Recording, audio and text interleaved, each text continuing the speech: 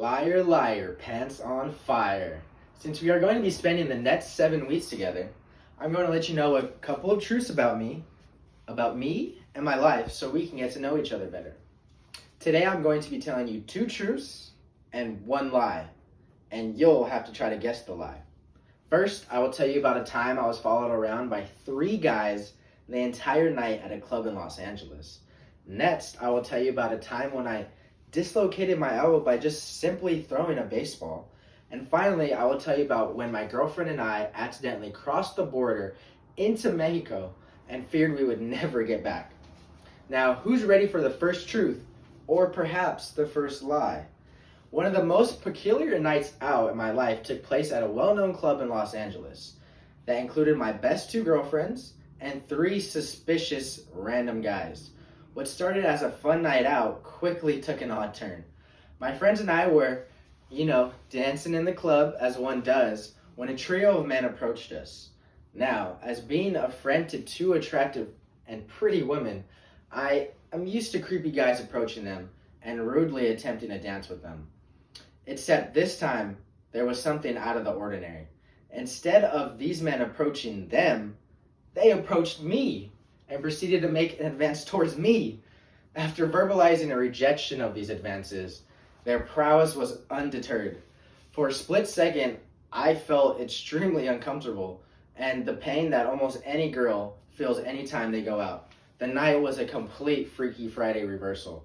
My girlfriends actually shielded me and shooed them away, something I usually have to do for them. Now that you've heard the first truth, or the first lie, let me tell you my next true story, or fib. This one's about the time when I thought my arm was going to fall off after experiencing one of the worst ailments in my life. My sophomore year of high school, I found myself battling elbow pain during the spring season of baseball.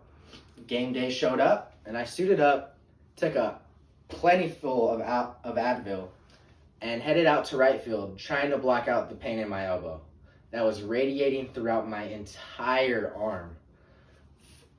Fortunately, I made it to the last inning, and without any action my way. But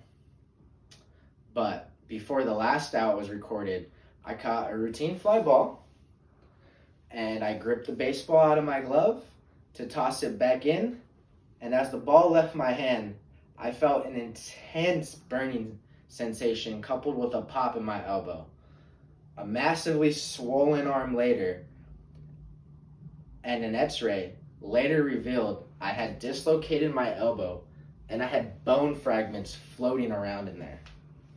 Now that you've heard that true or false doozy of a story, my last tale of truth or trickery follows.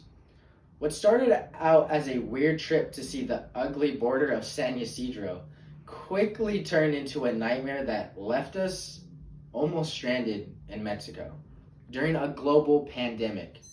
My beautiful but odd girlfriend had expressed she wished to see the border of Mexico while on vacation in San Diego. I grudgingly agreed, even though I explained that it's nothing more than a giant steel fence in a rundown and pretty unsafe border city. Undeterred by these facts, we took the 30-minute drive to the border, but I let her drive and took a nap on the way as I was pretty spent from the morning hike we went on.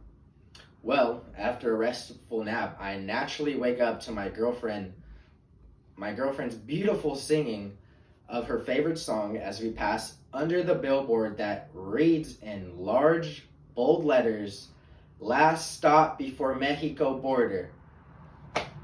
I immediately sat up and exclaimed, "What are you doing?" My oblivious girlfriend realized what she did, and an onslaught of panic, fear, and tears ensued, and only ended once we were back safe on American soil.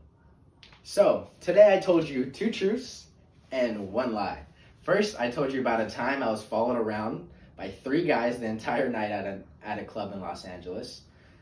Then I told you about a time when I dislocated my elbow by simply just throwing a baseball. And finally, I told you about when my girlfriend and I accidentally crossed the border into Mexico into Mexico during a global pandemic. Did you see my pants catch on fire?